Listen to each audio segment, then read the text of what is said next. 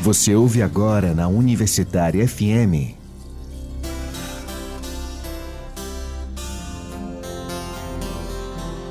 Terra Mãe. Terra, terra.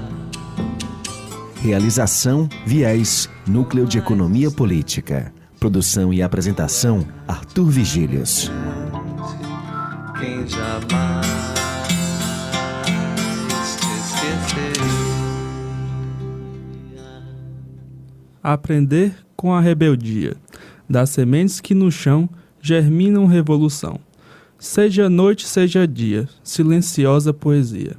Escrita pelas raízes, derrubam até marquises. Não respeita a arquitetura, argamassa a ditadura, não se cabe nas matrizes. Deixe saber ancestral, nesta crioula semente, criada com quem sente.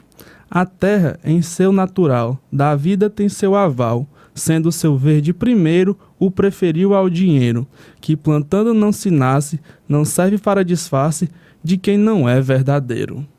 Mais uma poesia do nosso amigo Lúcio Alves, né, sobre as sementes rebeldes, as nossas sementes crioulas. Olá, boa tarde, ouvintes da Rádio Universitária FM. Sejam bem-vindas e bem-vindos ao programa Terra Mãe. Eu sou Arthur Vigílios e encaminharei as atividades de hoje.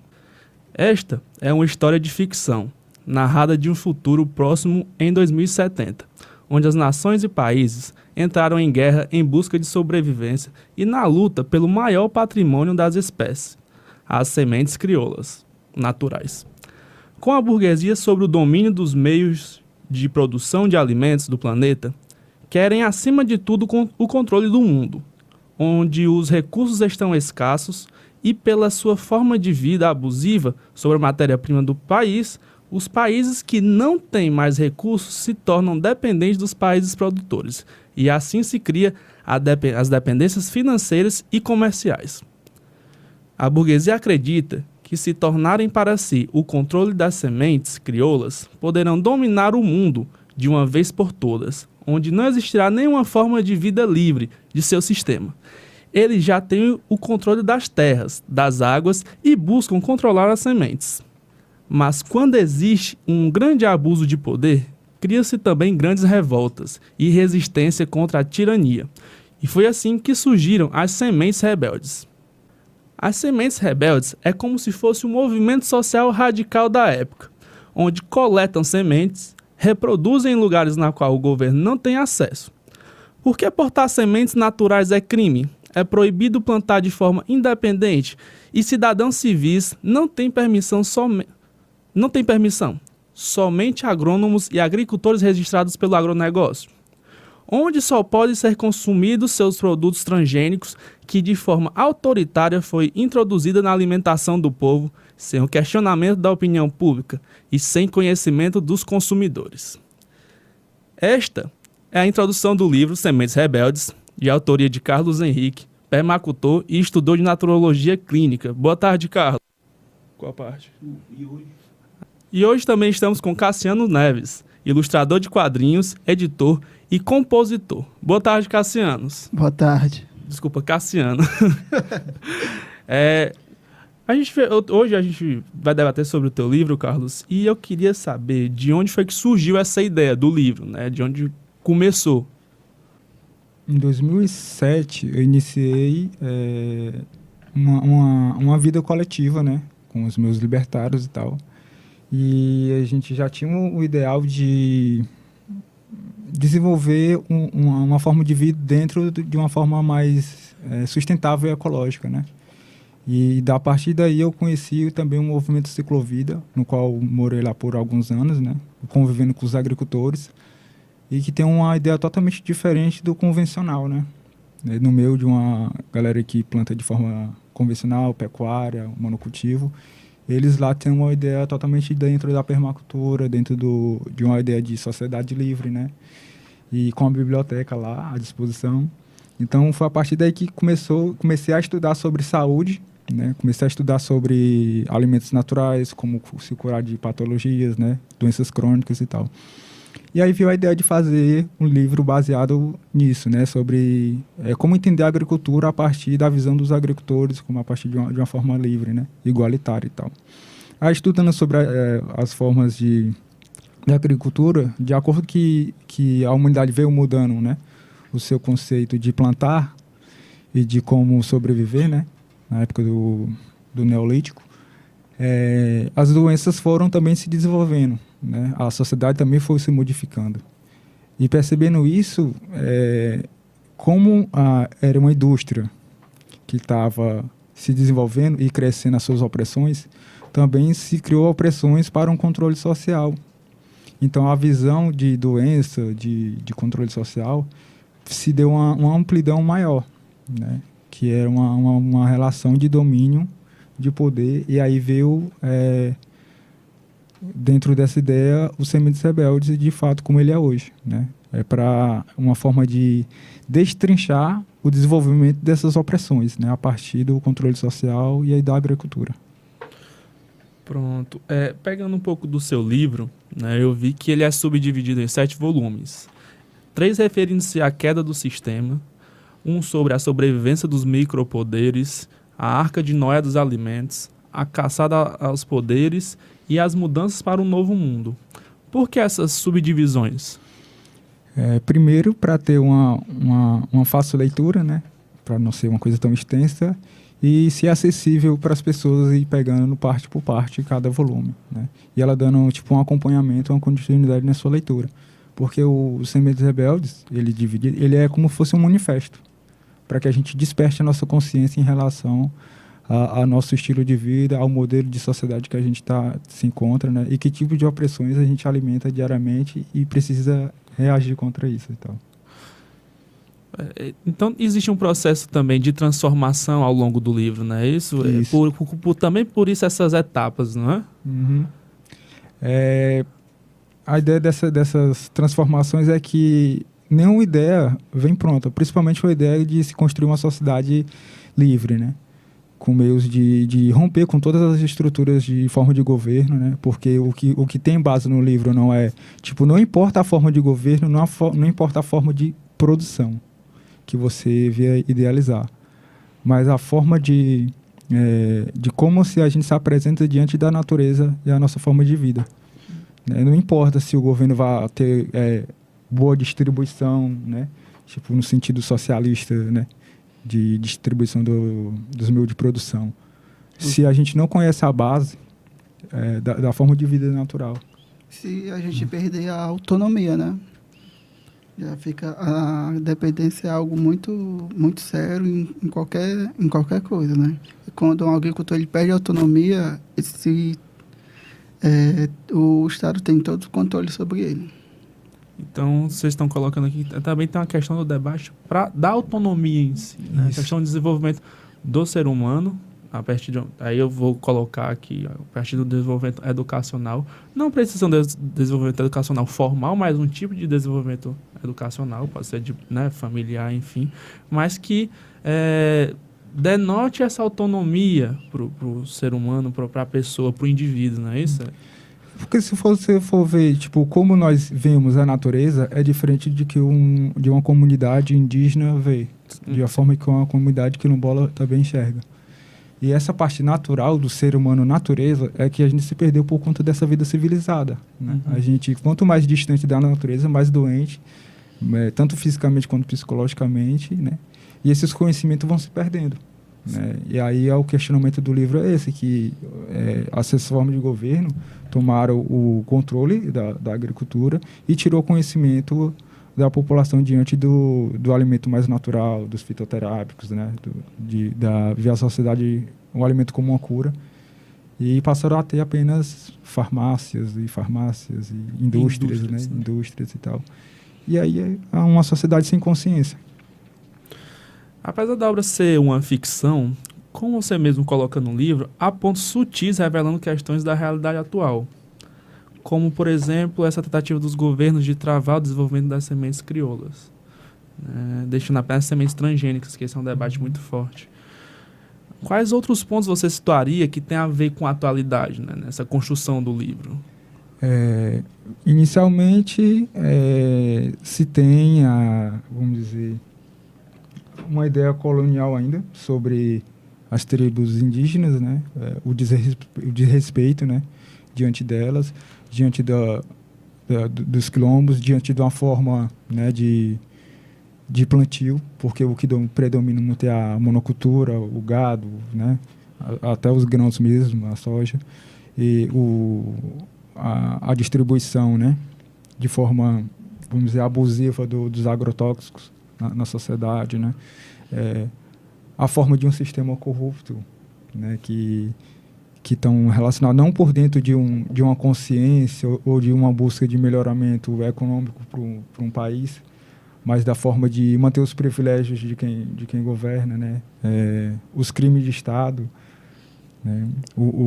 A ideia de controle, né? Por mais que se tenha uma farsa de democracia, mas as opressões ainda não se tiveram um fim, né? Uma qualidade de vida sobre a questão da saúde da população, né? A forma de militância opressora. Tudo isso eu ainda vejo dentro da atualidade, assim. Pensando nisso, né, e trazendo mais para as sementes rebeldes, qual a importância dessas sementes rebeldes, que são as sementes crioulas? As sementes crioulas, ela parte do princípio da liberdade de todos os seres, de todas as espécies, né? Porque ela é a forma de dar continuidade ao ciclo da vida, né? É como aquela frase popular, né? O ditado popular que fala que eu não nasci para semente, né?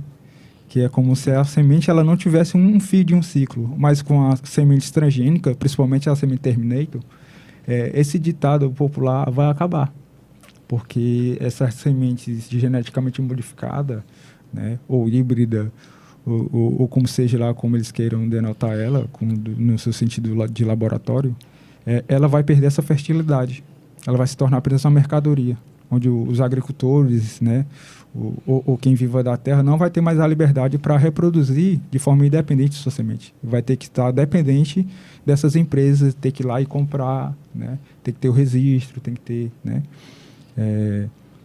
Tanto que tem uma cena que coloquei por alto, mas eu queria detalhar mais, só que talvez em outras ocasiões, é que a coisa mais simples para entender a semente é que existiam produtores de sementes naturais, principalmente no Canadá, e orgânica, que as suas sementes foram contaminadas por sementes transgênicas. E esses agricultores precisaram pagar indenização a essas empresas, porque elas têm uma semente patenteada, e como eles não tinham condições de pagar essa indenização, perdiam suas terras, né? No sentido legal, por lei, sendo que foi uma sabotagem, né? Então, aí que entra a ideia de corrupção e como essas empresas elas começam a tentar dominar de várias as formas e tirar o poder e a autonomia dos pequenos produtores. Carlos, eu percebi que você coloca no livro quanto às organizações internacionais, que se colocam plurais, né? Você cita a ONU como exemplo. Qual a sua percepção sobre essas organizações? São organizações que têm grandes poderes, né? No sentido global, assim. Vários países se juntam ali, tem, né, os seus líderes de Estado e tal.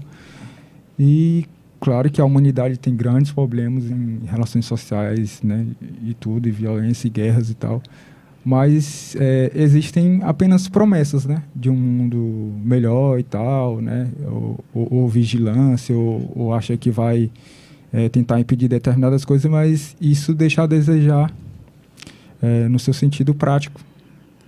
Existe um interesse, né, para cada país ali, querendo ou não, são vários países e eles têm os seus interesses.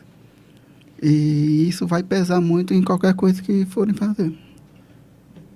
E no livro, né, ele vai demonstrar que a ONU também ela foi corrompida pelos interesses dessas elites, né, de quem realmente comanda o sistema econômico. Não estou falando de classe média, não estou falando de milionários. Estou falando no sentido de quem tem o poder nas mãos, né? De multinacionais, quem está por trás das grandes multinacionais, né? Quem está por trás das grandes famílias que realmente detêm o poder e os meios de produção do mundo, né? A decisão por números, né? Tipo donos de bancos, né? Grandes indústrias que que estão que estão em várias partes do mundo, né, de grandes nomes, e é eles que decidem para onde vai o rumo de uma guerra ou de um sistema econômico ou que se beneficia dele. E aí temos a ONU aí, nesse meio aí que a gente fica vendo que, dependendo do interesse, né, de quem está ali, vai, né, beneficiar o mais forte. Compreendi. No volume 4, você coloca quanto à sobrevivência dos micropoderes. O que seria, na realidade atual, esses micropoderes? Bom, depois da queda do sistema, né, que é a parte que eu mais gosto, que é essa dos micropoderes, é quando se coloca um questionamento para toda a humanidade. Né, que quando os opressores saem do poder e eles não têm consciência e independência para tomar suas vidas, né, os pequenos poderes ou os micropoderes começam a se formar e começam a querer explorar os outros, né, que parte dessas opressões de não ter consciência do que seja liberdade, né, e para que rumo a sociedade teria que caminhar. E aí, nesse volume, mostra o conflito entre as diversas comunidades que vão querer, por meio de sobrevivência, tomar os alimentos, né? Por mais que seja industrializado sem qualidade, porque ali não se tem produtos naturais e nem sementes. A água potável, né? Os abusos e violências para manipular uns aos outros. Como a gente vê um pouco da nossa realidade, que a gente não precisa, né, dizer aqui, citar nomes.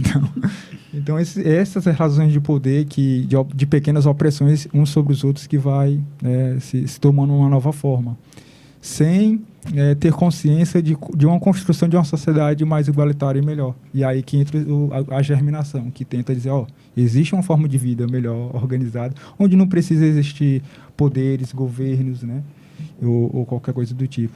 É uma ideia parecida com o anarquismo? Pode até ser, mas também essa crítica serve para quem é anarquista ou para quem é de movimentos sociais mais que buscam uma liberdade maior. Que todos nós somos afetados pelas mesmas opressões, né? Pela mesma forma de alimentação, pela mesma forma de governo e tal. E é um pouco para a gente refletir sobre isso. Que tipo de sociedade a gente quer? A gente vai querer se caminhar ao caos, né? Ou uma nova forma de vida? Bacana. No volume 5 do livro, A Arca de Noé dos Alimentos, você coloca quanto a um modelo de governante, de certa forma pacifista, né, que tem como intuito distribuir os bens aprisionados por essa classe opressora. Né? Você teria algum exemplo de liderança, assim, ou algum modelo de sociedade que tenha como possibilidade esse tipo de liderança? Primeiro porque eu não acredito em nenhuma forma organizada de poderes ou governos e tal, né?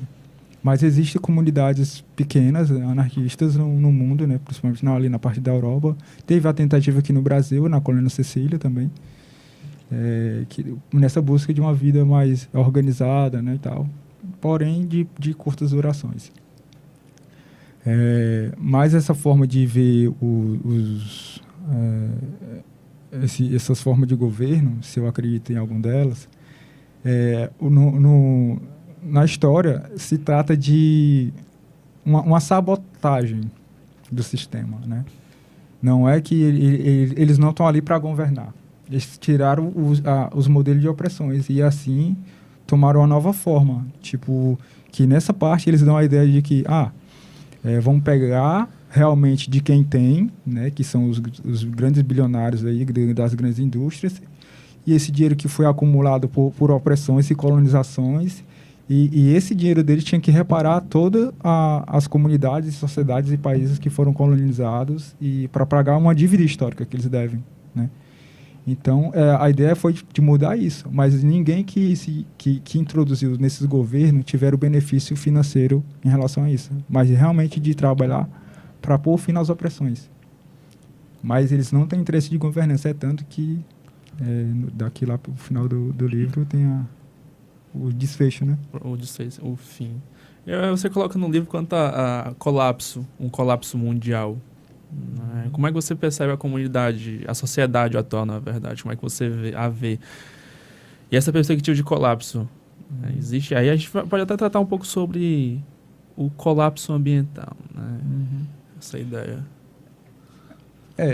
Assim, o colapso que eu vejo é a forma que a gente caminha como sociedade civilizada, né? Independente se ele se seja socialista ou se seja capitalista, né? Se a gente tem esse mesmo modelo de produção, né? De desenvolvimento tecnológico, de desenvolvimento abusivo. Confunde muito esse negócio do desenvolvimento tecnológico, né, com vamos dizer, tirar do natural, né?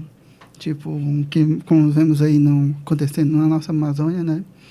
Que o intuito é de melhoria, né? De melhoria, só que não é algo que sustentável, né?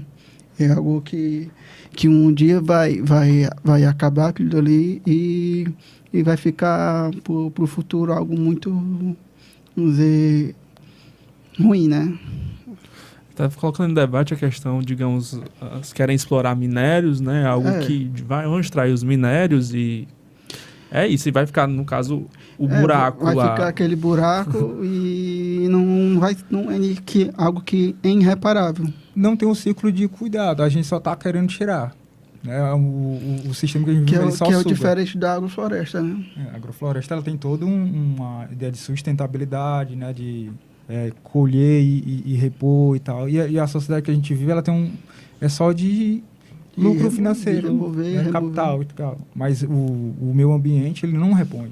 Ele só está se expandindo cada vez mais. Aí que entra o colapso, né? De quando não existe mais recursos naturais, vai existir mais opressões para manter a sobrevivência de quem tem privilégios sociais, né? E quem não tem vai ser exterminado. Né? Porque as pessoas que dependerem daquilo, pela fome, elas, porque quem lucra, né, são os que dominam, né? Uhum. E as pessoas que vão depender daquilo, realmente, elas não vão mais ter. Eles tiraram, um tipo de colonização, né? Lá para a banda da Amazônia, né? Vão, tiram, levam e deixam lá. Compreendi. Quanto ao projetos, ou a projetos de vocês, primeiro contar o livro. Né? Você fez 7 volumes, iniciou em 2007, não é isso? 2006? O quadrinho mesmo, quando ele foi finalizado, né, que ele teve um desenvolvimento de ideias, né, de 2007. Só que quando ele se formou fisicamente, né, tá pronto. Foi em 2010, 2009, por aí. Os 7 volumes do livro. Aí esses 7 volumes foi depois, né, eu acho que do ano passado para cá, que ele agora ele finaliza. Entendi. Que o quadrinho ele veio antes. Então, primeiro veio um quadrinho, primeiro veio o quadrinho, depois veio o livro, entendi.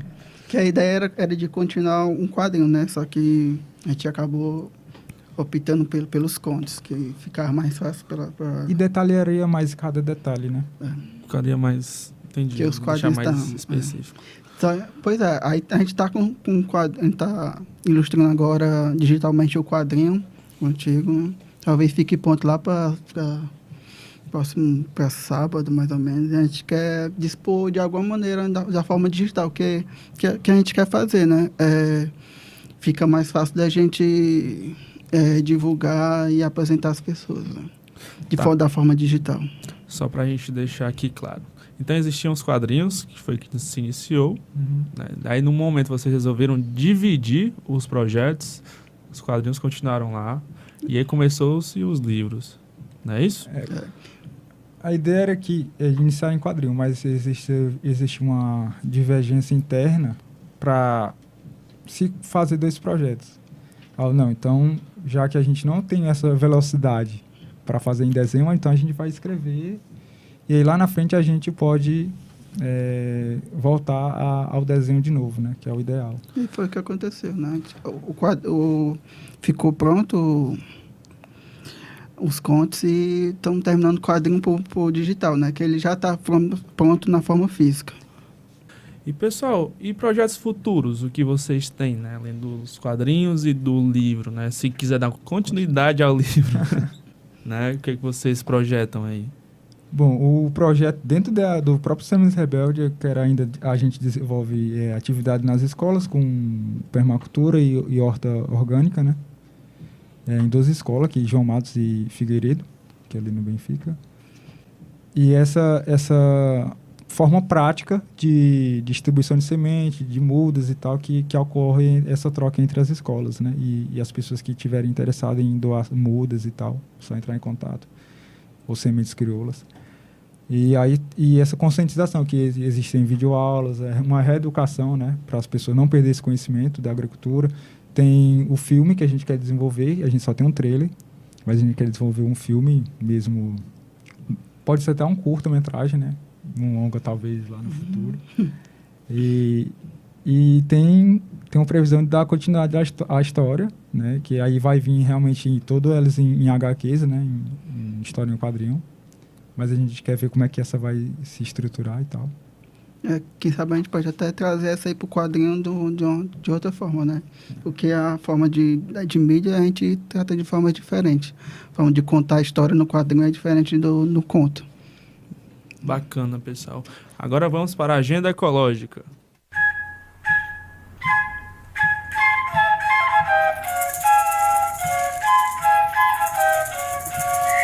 Agenda ecológica. Dos dias 25 a 28 de setembro, acontecerá o Ceará Organic Food Festival. O evento tem como intuito criar alternativas para novas formas de vida, incentivando a agricultura familiar, agroecológica, fomentando a criação de novos espaços de comercialização de alimentos orgânicos, resgatando os valores ligados aos hábitos da alimentação e apresentando novas concepções de vida, integrada à terra. A atividade iniciará às 8 horas na praia de Iracema. Então, pessoal, eu gostaria de agradecer a presença dos dois, né? O Carlos Henrique, que é o criador do livro Sementes Rebeldes, ao Cassiano Neves, né? Muito obrigado, pessoal, pela participação de vocês hoje, por trazer esses novos elementos, essa ideia também de sociedade que o livro traz, né? Um novo modelo de sociedade e principalmente essa perspectiva das sementes crioulas e a importância delas, né? Agradecer a vocês, os comentários finais de vocês, por gentileza. Carlos. Agradeço ao programa, né, por ter tido essa visita, né, esse convite. E a ideia é que com esse livro, como a gente tem um projeto talvez de divulgar para se ter uma produção maior dele, né, no sentido físico, colorido e tal, ou digital, é que a gente possa trazer mais conversa e profundidade, né, e principalmente uma mudança de hábitos de vida mesmo, né, em relação a que tipos de opressões a gente não quer mais alimentar, né? Que ela começa pela boca mesmo, né? Que é a partir de alimentações que nos levam a ficar doente, né? Ou formas da gente produzir e se relacionar com o mundo, como tipo, né? Os impactos ambientais, ela vem também pela maus hábitos de poluição, né? Desastre, desmatamento e tal. E a gente tem essa nova forma de olhar para a natureza, né? Que a gente não precisa agredir, mas a gente precisa preservar, né, e tal. Cassiano. Só para complementar, dar só a forma de contato com a gente, né, que tem o Instagram e tal. É o @Glutes. Acho que é melhor vocês, né?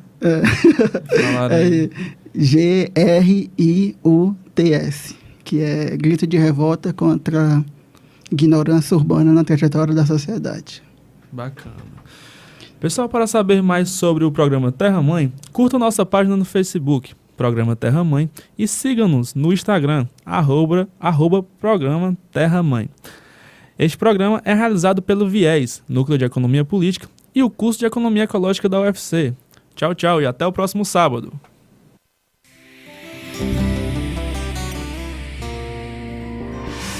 Você ouviu na Universitária FM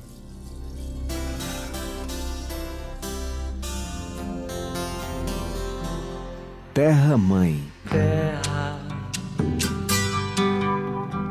terra. Realização VIES, Núcleo de Economia Política. Produção e apresentação Arthur Vigílios. Quem jamais